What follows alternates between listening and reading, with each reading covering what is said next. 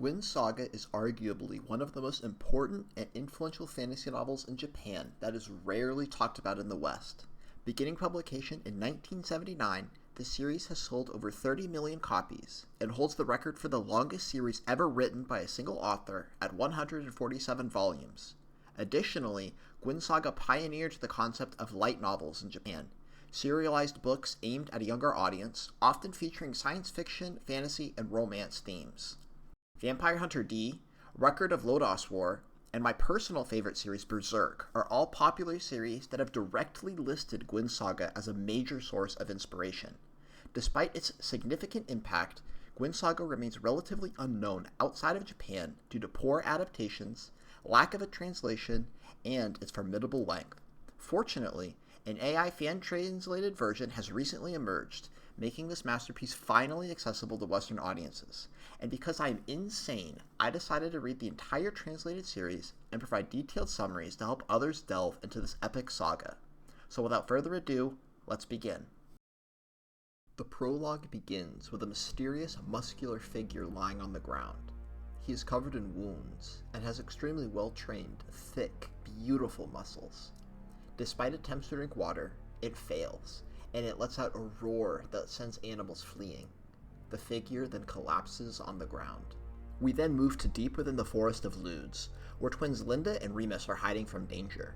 They both have striking platinum blonde hair and violet eyes, and are dressed identically in short leather clothes and boots. The twins are tired and starving, and Remus calls out loudly to Linda that he is exhausted. Linda scolds Remus as he wanders out of their hiding place for food, when they suddenly hear the galloping of hooves. Remus is slow to dive back into the bushes, and they are captured by black-clad horsemen. As they scream and struggle in vain against the soldiers, a monstrous figure with the head of a leopard and a muscular human body suddenly emerges. The monster walks towards the captain of the squad, grabs his neck with both his hands, and immediately breaks it before the men have any time to react. The men rush at the monster, and the twins watch as it swiftly dodges the swords of 10 men and wildly swings the corpse of the captain to incapacitate them with ease. After the monster has killed the soldiers, the strength seems to leave its body, and it collapses again. Linda walks over to the collapsed monster unafraid, and listens through its growling to hear that it is growling the word Guin. There is a cut to later in the day.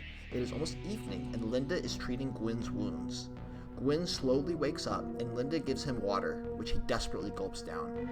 He sits up after quenching his thirst, and Linda tells him that she tried to take his mask off but was not able to. Gwyn reacts by trying to rip the mask off his head, but the mask does not seem to move and seems to be stuck to his head for now.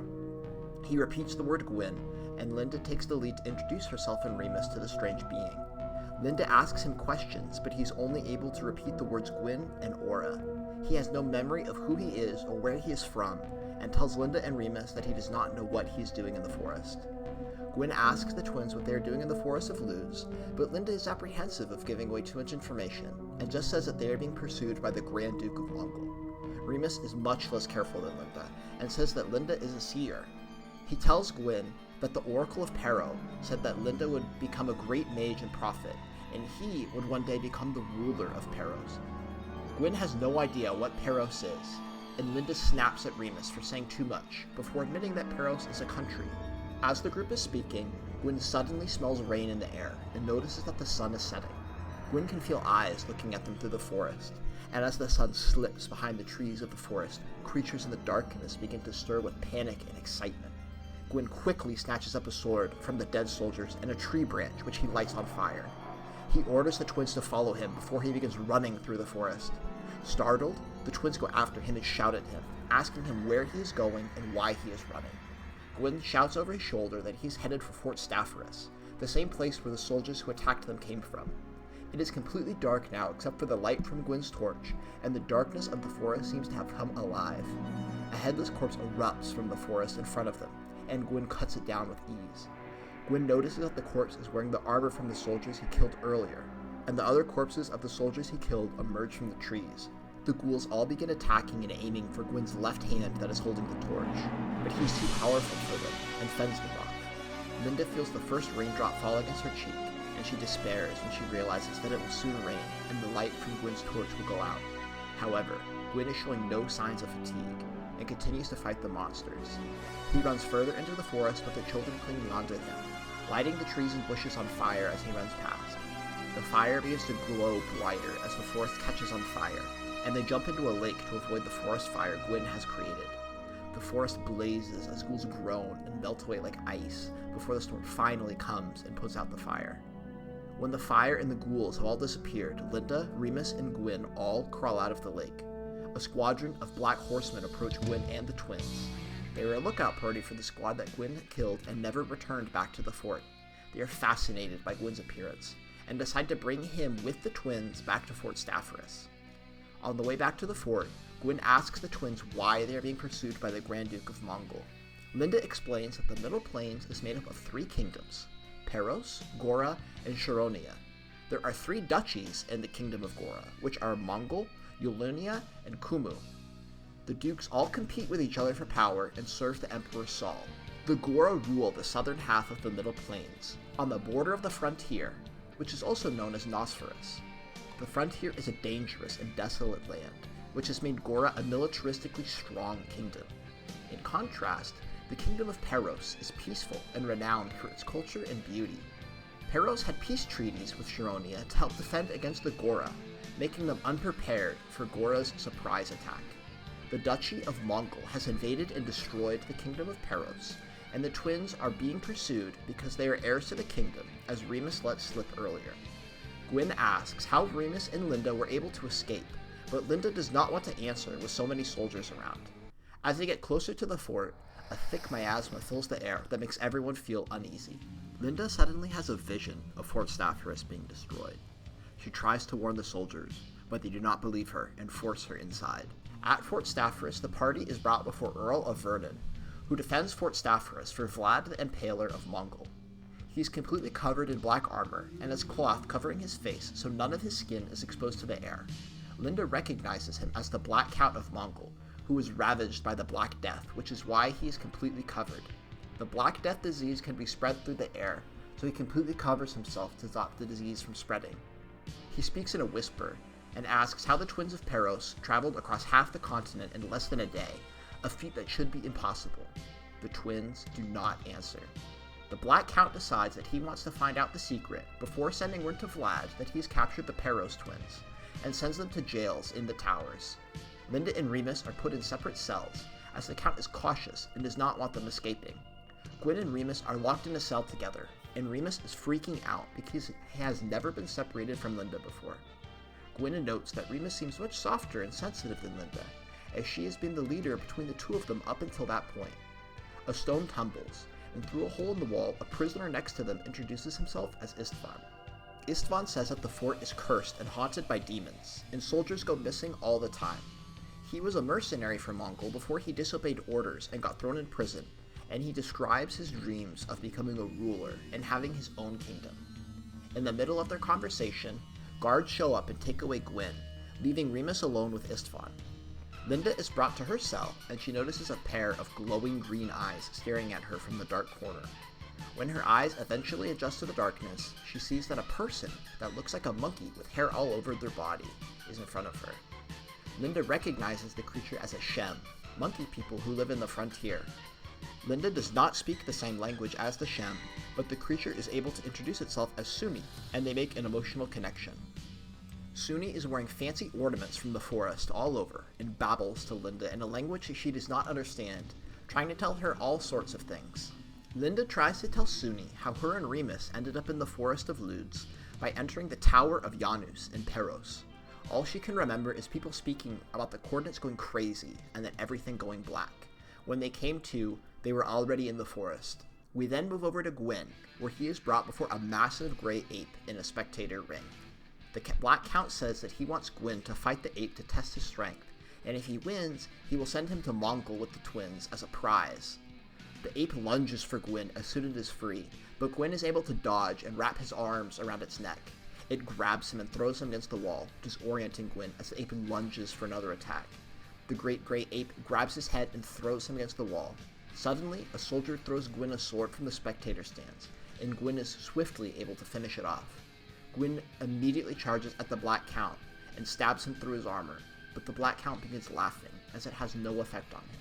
The soldiers rush at Guin and bring him back to his cell, where Remus tells him that Istvan has escaped while Guin was fighting. Remus is frustrated that Istvan has left without them, but Guin laughs and says that they will find another way to escape. Guin tells Remus about his fight with the Grey Ape, and says that when he had stabbed the Black Count, he felt as if he had stabbed nothing, and there was air in the armor. Remus is freaked out and terrified, but Guin says not to worry, and that they must rest in order to keep their strength up and escape. All of a sudden, Remus can hear Linda calling his name, and that she is in danger. The Black Count has appeared in Linda and Suni's cell, with the threat of death all around him. Linda is confused because he appears to be an apparition, before he eventually fades back into the wall. It is nighttime, but the area surrounding Fort Staffarus is anything but quiet. Covered by the darkness, a large group of Shem warriors are crossing the river and then scaling the tall walls of Fort Staffarus. The first Shem to get over the wall start attacking the guards, and the chaos of battle interrupts the quiet of the night as the Shem warriors leap on top of and kill the guards. They use stone axes to attack, leaping on the soldiers' backs and splitting their skulls before leaping to the next enemy. They attack indiscriminately and without strategy, clambering all over the bodies of dead Shem to attack the soldiers. The soldiers are killing the Shem in droves, but for every one Gora soldier, there are 10 Shem, and the Gora are completely outnumbered. The captain of the fort looks out across the river and sees even more Shem crawling up the walls. Fire arrows rain down on the fort, burning the soldiers and lighting the castle on fire. The Gora soldiers on the walls are eventually overwhelmed, and the doors burst open, a mass of hairy bodies and monkey screeches filling the dark, chilly castle. They start rushing for the tower where the prisoners are being held. In the prison tower, the jailer frees Guin and Remus. He watched Guin fight against the Great Grey Ape, and he hopes that he could fight and slow down the Shem to help him survive. As the door to the cell opens, the Shem begin streaming into the tower, killing all the soldiers and the jailer. Guin dashes out of the cell and grabs a sword, wielding it with dizzying speed and killing 5 Shem per swing. As Guin is fighting, he recognizes one of the dying soldiers as the man who tossed him the sword during the fight with the Great Grey Ape. His name is Oro, and he could not watch the unfair fight that Guin fought and had felt compelled to help him. He tells Guin in his last dying breath that if he ever needs help in the city of Taurus, to go to the Smoke and Pipe Pavilion, which is run by his father Godolo. Guin thanks him, and Remus hangs onto his belt for dear life as Guin dashes up the tower to where Linda is being held. The cell door is a thick stone door, so Guin immediately unlocks the cell and jumps inside before locking it again, giving them a chance to think of a plan. Guin sees Suni and makes a move to attack her, but Linda stops him, saying that she is already in the cell when she arrived. Suni immediately begins babbling again, but while Linda and Remus do not speak her language, Guin is able to understand her. He translates that the attacking Shem are not her people, as she is from the Lak tribe, but that the attacking Shem are from the hostile Koroi tribe. The Shem are smashing against the stone door on the other side as this conversation is taking place. Guin shelters the 3 children with his body and stands in a corner protecting them as the stone door finally breaks and the Shem jump through the doorway. Gwyn's sword smashes into the walls and ceiling with every swing. The stone wall behind them suddenly collapses, and the 4 of them fall through a secret pathway into a dark pit. Suni is split up from the group, and they wander around the dark dungeon looking for her until they hear a scream. They rush towards the scream to find that the Black Count has captured her. His movements are jerky, uneven, and a horrible smell is emitting from his armor and filling the air. He threatens Guin to not take a step closer, or he will open his armor and expose them to the Black Death disease and infect them all. Guin marches forward unwavering and says that this thing is not the Black Earl of Mongol, and cuts the armor down, freeing Suni.